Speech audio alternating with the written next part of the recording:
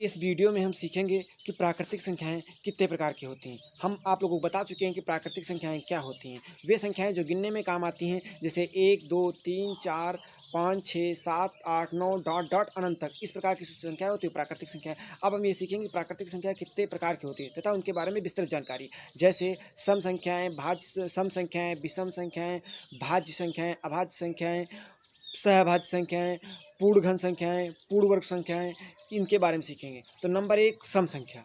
सम संख्या क्या होती है?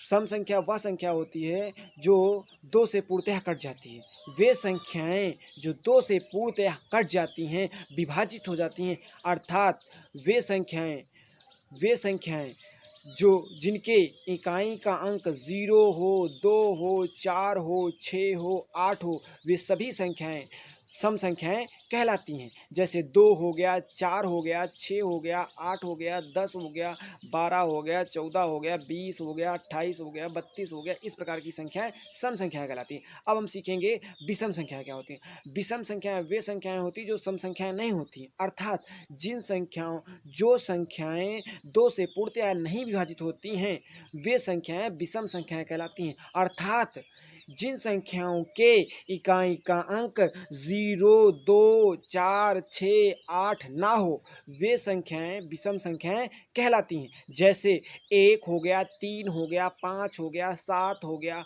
9 हो गया, 11, इस प्रकार की डॉट डॉट इस प्रकार की जो संख्याएँ होती हैं, वो संख्याएँ विषम संख्याएँ कहलाती हैं। अब हम सीखेंगे कि भाज्य संख्याएँ क्या होती हैं। भाज्य संख्याएँ क्या होती हैं? तो भाज्य संख्याएँ वे संख्याएँ जो स्वयं व एक के अतिरिक्त अन्य संख्याओं से भी विभाजित हो जाती हैं, वे संख्याएँ भाज्य संख्याएँ कहलाती हैं। वे संख्याएँ जिनके 2 से अधिक गुणनखंड होते हैं, वे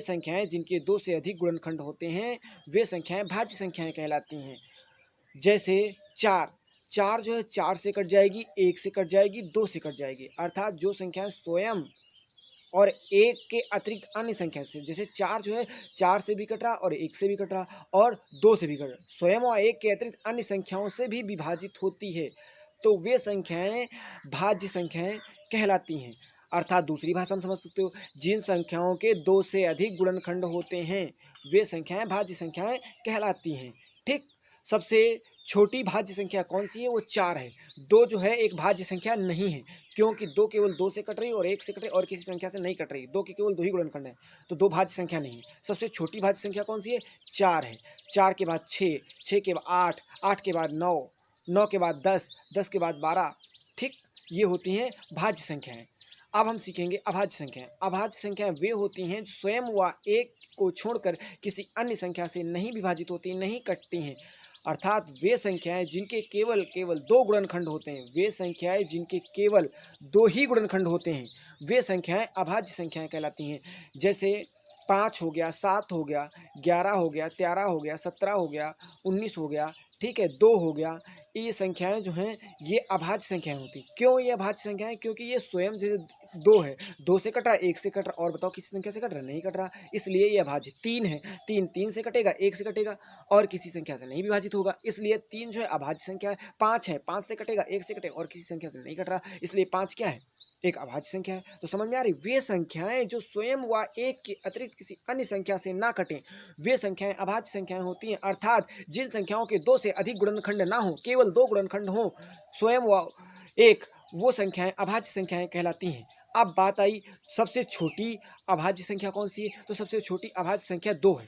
सबसे छोटी भाज्य संख्या कौन सी है? वो 4 है। ठीक? लेकिन अब 1 छूट गया। 1 क्या है? तो 1 ना तो भाज्य ना अभाज्य है। 1 ना तो भाज्य ना अभाज्य है। 1 ना भाज्य ना अभाज्य। सबसे छोटी अभाज्य संख्या 2 है। ठीक? 1 ना भाज्य ना अभाज्य।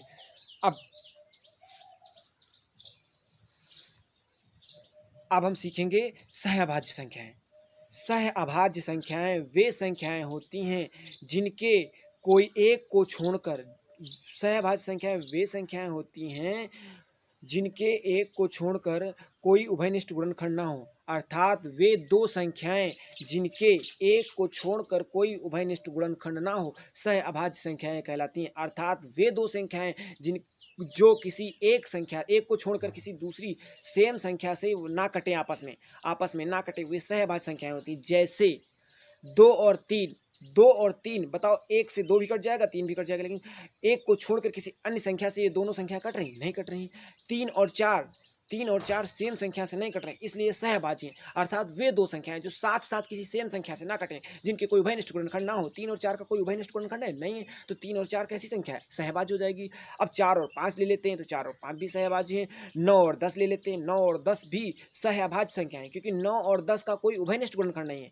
9 जो है 3 से कट रहा है, 10 2 से कट रहा, 5 से कट रहा, ठीक है, लेकिन इन 9 और 10 सहभाज्य संख्या है। क्यों? क्योंकि 9 और 10 किसी सेम संख्या से विभाजित नहीं हो रही, एक को छोड़कर किसी सेम संख्या से विभाजित, इनका उभयनिष्ठ गुणनखंड नहीं है, इसलिए ये सहभाज्य संख्याएं होती। तो आप समझ गए हो कि सहभाज्य संख्याएं क्या होती हैं। ठीक, अब हम सीखेंगे कि पूर्ण वर्ग संख्या क्या होती हैं।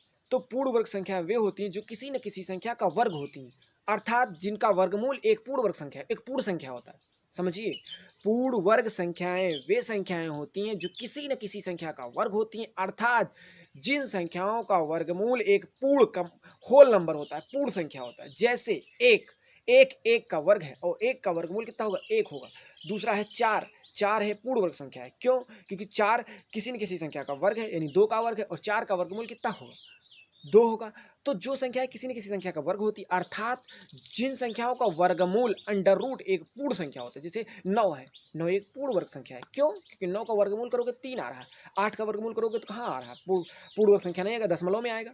तो जिन संख्याओं का वर्गमूल एक दशमलव में आएगा वो पूर्ण वर्ग संख्या नहीं है। जिन संख्याओं का वर्गमूल जो है दशमलव में नहीं आएगा, पूर्ण संख्या में आएगा, वो संख्याएं पूर्ण वर्ग संख्या होती है। समझ गए होंगे। जैसे 1 है, 4 है, 9 है, 16 है, 25 है, 36 है, इस प्रकार से जो संख्याएं होती हैं वो संख्याएं पूर्ण वर्ग संख्या होती हैं। अब हम सीखेंगे पूर्ण घन संख्याएं क्या होती हैं। तो पूर्ण घन संख्याएं वे संख्याएं होती हैं जो किसी न किसी संख्या का घन होती हैं, क्यूब होती हैं। वे संख्याएं जो किसी न किसी संख्या का घन होती हैं, अर्थात जिन संख्याओं का घनमूल एक पूर्ण संख्या होता है, कम होल नंबर, अर्थात जिन संख्याओं का वर्ग घनमूल एक पूर्ण संख्या होता है, वे संख्याएं पूर्ण घन संख्याएं होती हैं।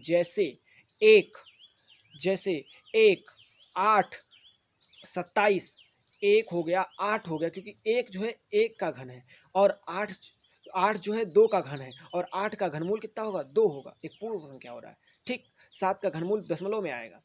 इस प्रकार से जो संख्याएं किसी न किसी संख्या का घन होती हैं, अर्थात जिनका घनमूल एक पूर्ण संख्या होता है, वे पूर्ण घन संख्याएं कहलाती हैं।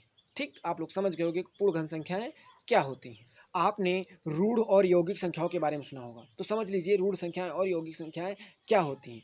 जो संख्याएं भाज्य संख्याएं होती हैं, वो संख्याएं उन्हें यौगिक संख्या कहा जाता है, और जो संख्याएं अभाज्य संख्या होती हैं उन्हें रूढ़ संख्या कहा जाता है। अभाज्य बराबर रूढ़ और भाज्य बराबर यौगिक। ठीक, वीडियो अच्छा लगे तो शेयर करिए।